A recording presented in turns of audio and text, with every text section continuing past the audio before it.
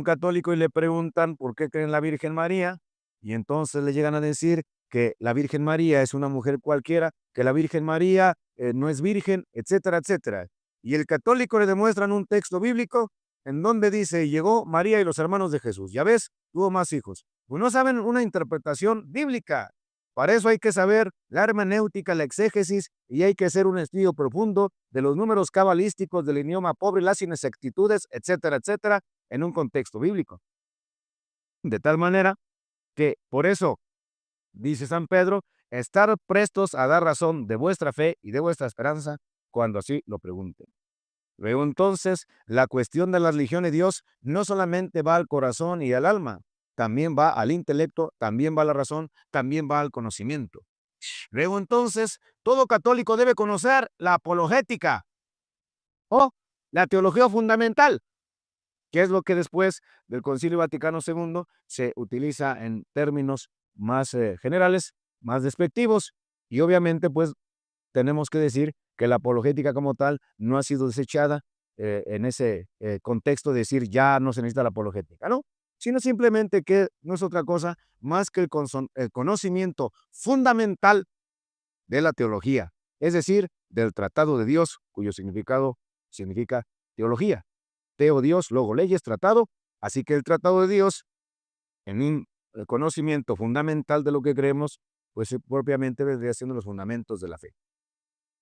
Y desde luego que cuando hablamos propiamente de la apologética, tenemos que decir que existen razones científicas para creer.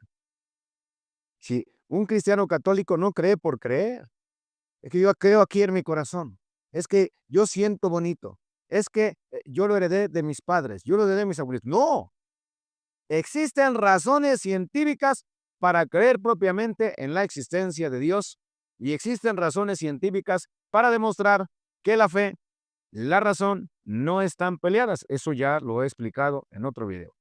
Ciencia, fe y razón no están peleadas.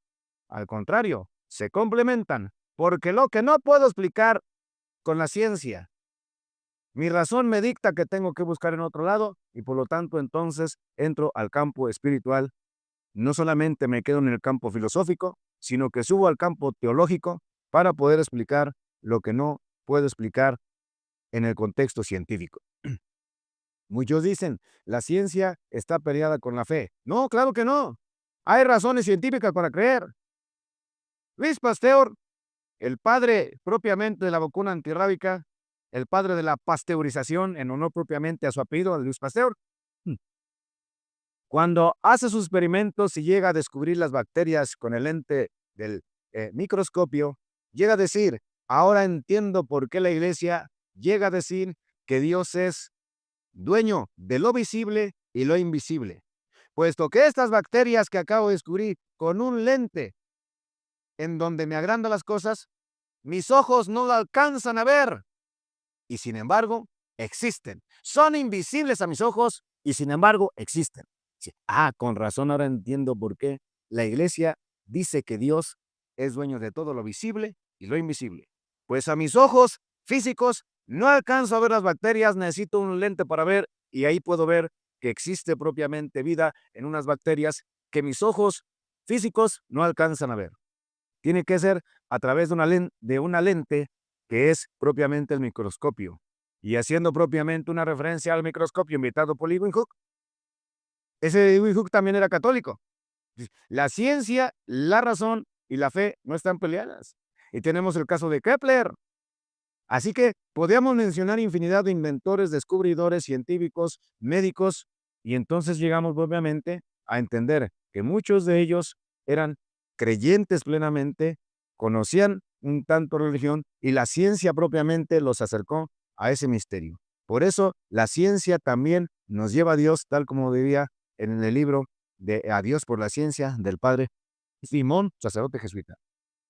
Isaac Newton me cuenta que había un científico que se decía ateo y que había propiamente también estudiado la parte de la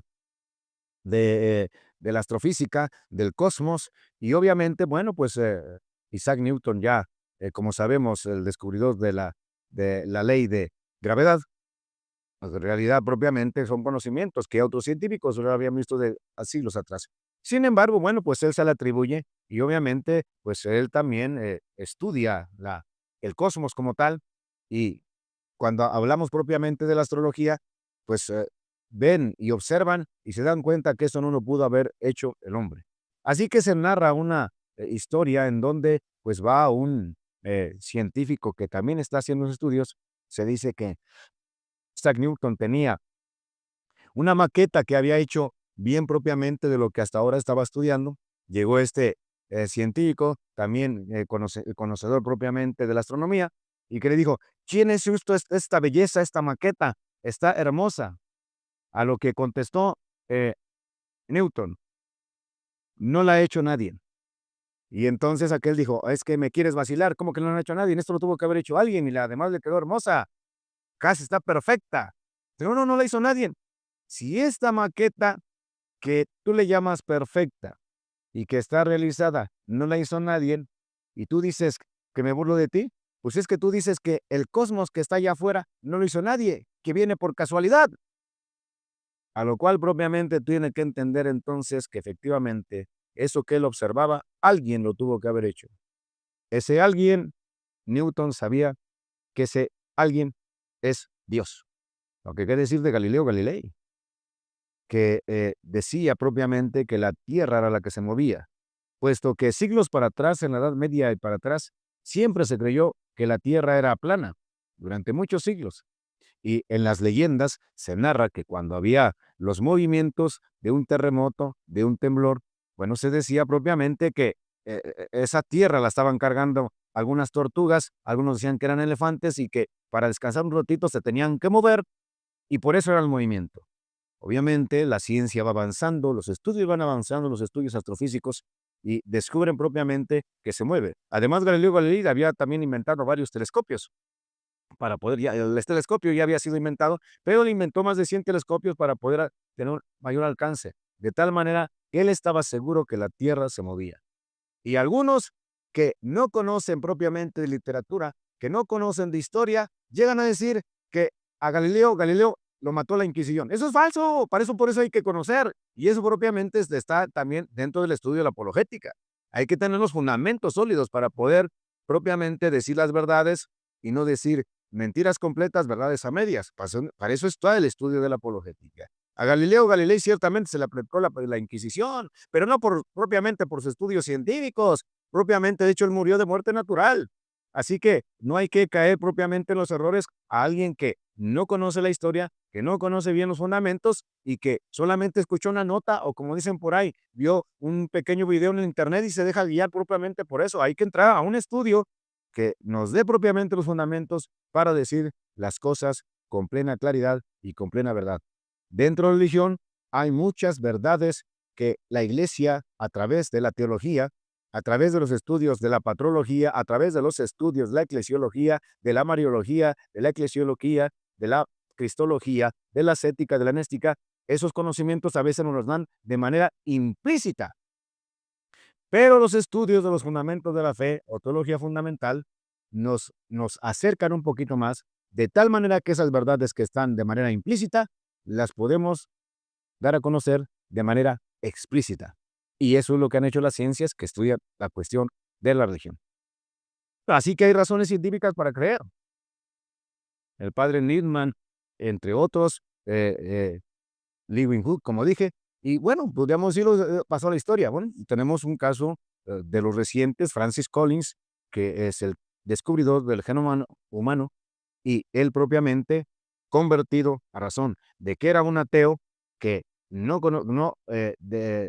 es que no conociera a Dios, sino que rechazaba a Dios y decía propiamente no creer en Dios, puesto que por naturaleza sabemos que el hombre es religioso por naturaleza, pues siempre tiende a creer en algo o en alguien superior a él. Entonces, Francis Collins pues, es un ejemplo propiamente del siglo pasado, unos añitos, y que nos da referencia que la ciencia, la razón y la fe no están peleados. Y bueno, pues él llega a convertirse, por citar algún caso, ¿no? O qué decir propiamente de la teoría del sacerdote jesuita George Lemaitre. Propiamente, hoy se sabe, y ningún científico de los que estudian ciencia como tal a profundidad puede negar que la teoría expuesta por George Lemaitre es propiamente ya un hecho de realidad. Hubo una explosión que George Lemaitre le llama el Big Bang. Es decir, hubo un momento de creación a través de una explosión. ¿Qué se entiende? Que el hombre no la provocó, puesto que no existía.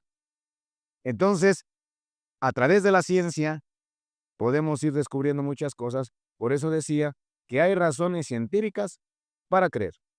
Y cualquiera del auditorio que esté aquí puede y debe, además, de profundizar los descubrimientos de la medicina, de la astrología, de la biodiversidad, y se dará cuenta que la mayoría de ellos ha sido cristiano y además católico.